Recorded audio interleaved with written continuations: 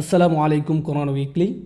আমি আপনাদের সাথে একটা আয়াত শেয়ার করব এবং এটির সূক্ষ্মদর্শিতা নিয়ে আলোচনা করব, যেটি কোরআনের 17তম সূরা, সূরা বনী ইসরাঈলের 32 নম্বর আয়াত। ওয়ালা তাকরাবুজ জিনা ইন্নাহু কানা ফাহিশাতান ওয়া সাআ সাবিলা। এই আয়াতটি কোরআনের সেই অংশ যেটি মহানবী সাল্লাল্লাহু আলাইহি সাল্লামের 10টি বিখ্যাত আদেশের শামিল। কিছু সাহাবী বলছেন এটি হচ্ছে মুসা আলাইহিস সালামকে দেয়া শিক্ষার মূলনীতিগুলোর অংশ। আবার মজার ব্যাপার হচ্ছে এই আয়াতটি যে সূরাতে, তার নাম হচ্ছে বনী ইসরাঈল, ইসরায়েলের সন্তানগণ। যাই হোক, এই বিশেষ আয়াতে আল্লাহ বলছেন তোমরা জিনা বা ব্যভিচারের নিকটবর্তী হও না, এটির ধারে কাছেও যেও না। তিনি এটা বলেননি লা তাজিনু, তোমরা ব্যভিচার করো না, ব্যভিচার করতে যেও না। তিনি বলেছেন তোমরা এর ধারে কাছেও যাবে না। অন্যভাবে বলা যায় এটা একটা কাজ এবং অনেকগুলো ছোট ছোট আচরণ যেগুলো কাজটির দিকে নিয়ে যায়। কাজটির একটি পরিধি আছে যা চারপাশে ঘুরতে থাকে এবং আপনি কাজটির ধারে কাছেও যেতে পারবেন না। যেই সংবেদনশীলতা নিয়ে কোরআনের ভাষা আল্লাহ রব্বুল আলামিন ব্যবহার করেছেন, আমাদেরকে সেই ভাষা বুঝতে হবে যাতে আমরা আল্লাহর বিজ্ঞতার তারিফ করতে পারি এবং বুঝতে পারি কিভাবে তিনি আমাদের পরামর্শ দিচ্ছেন, যাতে আমরা সমস্যাগুলো উতরে উঠতে পারি। আল্লাহ আযজা ওয়া জাল্লা আমাদেরকে বলছেন কিছু কাজ আছে যা করা হারাম নয়। আপনি এই কাজগুলোর দিকে আঙুল উঠিয়ে বলতে পারবেন না যে এই কাজগুলো করা ভুল, কিন্তু যখন আপনি এইসব কাজে যুক্ত হয়ে পড়বেন তখন মহাকর্ষীয় ক্ষেত্রের একটা টান অনুভব করবেন, যেটা আস্তে আস্তে একটু একটু করে আপনাকে অবশেষে হারাম কাজের দিকে টেনে নিয়ে যাবে এবং অবশেষে কাজটা আপনাকে দিয়ে করাবে। আপনারা জানেন, শয়তানের বিষয়ে আমরা একটা জিনিস জানি। আমি লক্ষ্য করেছি যে শয়তান অত্যন্ত দূরদর্শিতা সম্পন্ন। সে একবারে আপনাকে ধরে না, সে আপনার কাছে আসবে এবং আস্তে করে একটু একটু একটু একটু করে আপনাকে পথভ্রষ্ট করবে, যতক্ষণ না পর্যন্ত আপনার চরিত্র নষ্ট করতে পারে। শয়তান আপনার কাছে একবার এসেই আপনাকে দিয়ে খারাপ কিছু করাতে পারে না। আপনারা জানেন আদম আলাইসাল্লামের এবং হাওয়া আলাইসাল্লামের গল্পেও, ইনশাআল্লাহ আমরা যখন সেই গল্পে যাব, ওই গল্প থেকে কোরআনের জ্ঞান সম্পন্নতা সম্পর্কে আমরা জানব। যেভাবে শয়তান অগ্রসর হয়েছিল, সূরাতুল আরাফে এটি বলা হয়েছে, শয়তান অবিরামভাবে সেটা একবারই করেনি। ধরুন শয়তান আসলো এবং বলল, হেই দেখো গাছটা কি চমৎকার, তাই না? এরপর সে চলে গেল। না না না না, সে এমনটা করেনি। সে চরমভাবে নিরন্তর ছিল। সে একটু একটু করে পথভ্রষ্ট করেছিল এবং তাদের মনের মধ্যে এমন এক ধারণা গেঁথে দিয়েছিল যতক্ষণ না তারা মনে করেছিল এটা তাদেরই অভিপ্রায়। আপনারা জানেন, এবং যখন মানুষ শয়তানের কথা শুনতে শুরু করে, এটি একই সূরাতে আল্লাহ বলছেন ইন্না ইবাদি লাইসা লাকা আলাইহিম সুলতান, আমার বান্দাদের উপর তাদের মানে শয়তানের কোনো কর্তৃত্বই থাকবে না। অন্যভাবে বলা যায়, যেসব লোক সত্যিকারভাবে আল্লাহর কাছে আত্মসমর্পণ করে তাদের উপর শয়তানের কোনো কর্তৃত্ব থাকে না। কিন্তু যারা আশ-শায়তানু ইয়াউদুকুম ফাকরাউ ইয়ামুরকুম বিল ফাহশা, সূরাতুল বাকারা, শয়তান আপনাকে আদেশ করবে বেলাল্লাপনা করার জন্য। অন্যভাবে বলা যায়, যখন আপনি শয়তানের কথা একটু শুনবেন, আপনি তাকে একটু শক্তি দিচ্ছেন। আপনি তার কথা আরেকটু ভালোভাবে শুনবেন, তো আপনি তাকে আরেকটু বেশি শক্তি দিবেন। আর আপনি যখন তার কথা অবিরামভাবে শুনতেই থাকবেন, একসময় সে আপনাকে আদেশ করবে। আপনি নিজেকে এমনভাবে বলবেন যে আমি আমার নিজেকে সাহায্য করতে পারছি না, আমি এটা জানিও না, আমি জানি না কী করে আমি কম্পিউটার বন্ধ করব, আমি জানি না কীভাবে প্রতি রাত এটা হয়ে যায়, আমি জানি না কীভাবে আমি ওইখানে ওই চ্যাটগুলো করি, আতঙ্ককর ওয়েবসাইটগুলো লগ ইন করি, আমি এইসব কেন করছি, লিফটে অথবা যখন আমি রাস্তা হেঁটে যাই কেন আমার চোখ আমি নামিয়ে রাখতে পারি না, আমি নিজেকে সাহায্য করতে পারছি না, আমি জানি না কী করা উচিত। আর আপনি জানেন শয়তান আঁকড়ে ধরে, বেশ শক্তভাবে আঁকড়ে ধরে, বদ অভ্যাসযুক্ত চক্রের মধ্যে আপনাকে টেনে নিয়ে যাবে। আমরা বলতে পারি এটা আস্তে আস্তে খারাপ, আরও খারাপ, আরও খারাপ এবং অধিকতর খারাপের দিকে টেনে নিয়ে যায়। আপনি যদি এটা স্বীকার না করেন তাহলে এটা অধিকতর খারাপের দিকে যায়, আর এটা আপনার আত্মা একদম ধ্বংস করে দেয়। আল্লাহর সাথে আপনার সম্পর্ক নির্ভর করে আপনার অন্তর কতটা পরিষ্কার তাঁর উপর। যতবার আপনি অশ্লীলতায় উদ্ভাসিত হন, আপনার অন্তরের উপর আরও ময়লা, আরও অন্ধকার, আরও আবরণ ঢালতে থাকে এবং ঢালতেই থাকে, যতক্ষণ পর্যন্ত না আপনি আল্লাহর কথা শুনবেন কিন্তু আপনার চোখে এক ফোঁটা পানিও আসবে না।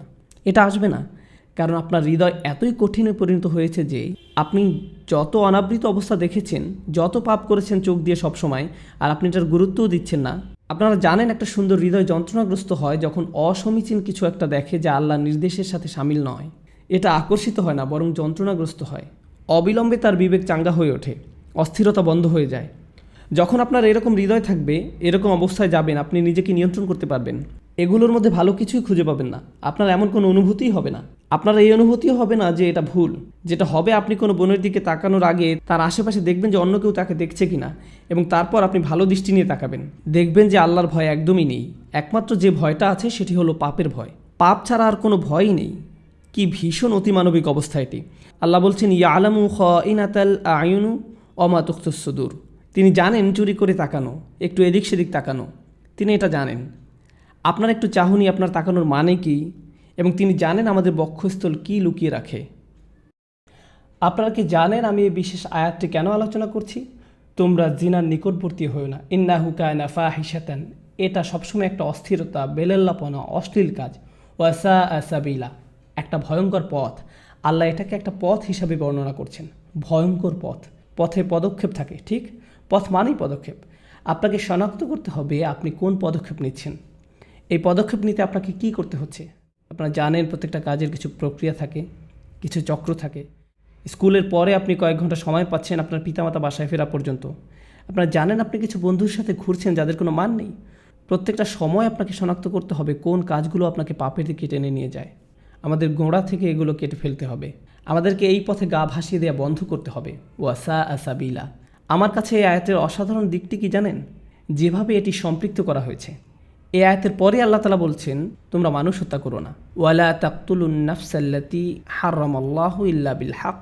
তোমরা নির্দোষ মানুষকে হত্যা করো না। আল্লাহ জিনাকে প্রথম অপরাধ হিসাবে উল্লেখ করেছেন এবং হত্যাকে দ্বিতীয় অপরাধ হিসেবে। আপনি কি চিন্তা করতে পারছেন? আপনি মনে করেন হত্যা অনেক বড় অপরাধ, ঠিক? কিন্তু আল্লাহ বলছেন যখন আপনি অন্য মানুষের মর্যাদা লঙ্ঘন করবেন, এটি হচ্ছে ফাহশা। আপনি যখন মানুষকে নিয়ে এভাবে চিন্তা করবেন তখন আপনি নিজের এবং তার মর্যাদা লঙ্ঘন করবেন। আমরা যদি কাউকে হত্যা করি, আমরা তাকে শারীরিকভাবে হত্যা করি। আপনারা জানেন তার বেঁচে থাকার অধিকার লঙ্ঘন করি। আর ওটা হচ্ছে আত্মার হত্যা, ফাহশা। আর এটি হচ্ছে শারীরিক হত্যা, ফাতর। দুই রকমের হত্যা রয়েছে। তাই আল্লাহ তাআলা আত্মার হত্যার কথা প্রথমে বলেছেন। আমাদের সবার মান এত নিচে নেমে গিয়েছে যে একটা নতুন সিনেমা মুক্তি পেলে আপনি হয়তো অনেকগুলো ট্রেলার দেখে ফেলেছেন আর নিজেকে বলছেন, এখানে মাত্র একটা খারাপ দৃশ্য আছে। ব্যাপার না, এটি একটি PG-13। যেটা আগে PG-13 হওয়ার কথা ছিল, এখন সেটা PG। কাজে সব জায়গায় অশ্লীল দৃশ্য। এবং যে আত্মার মূল্য আমরা হারিয়ে ফেলেছি তার প্রতি আমাদের যত্নবান হওয়া উচিত।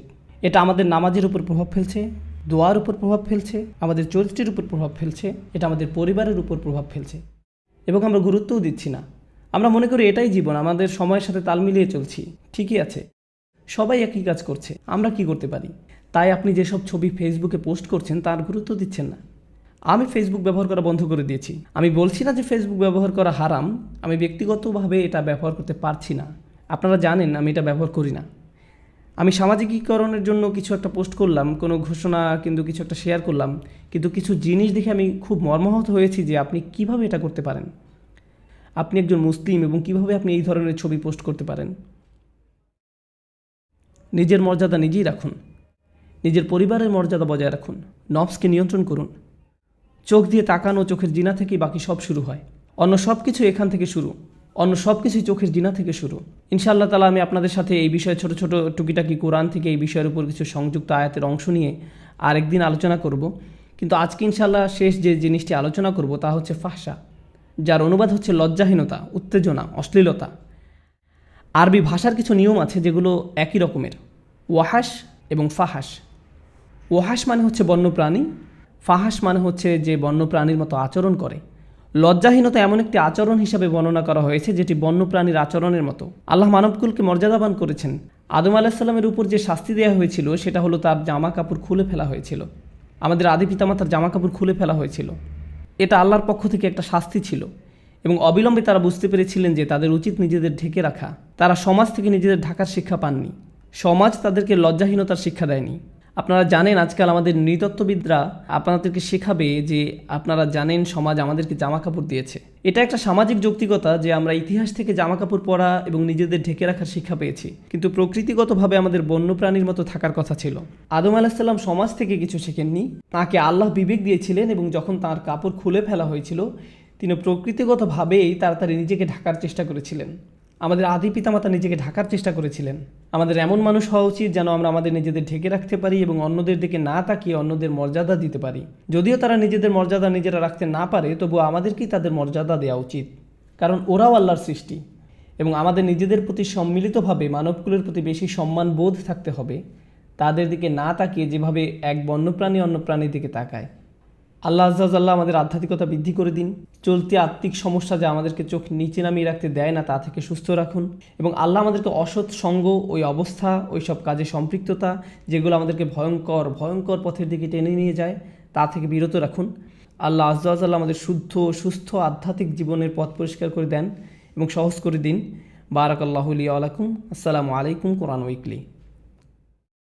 আসসালামু আলাইকুম কোরআন উইকলি।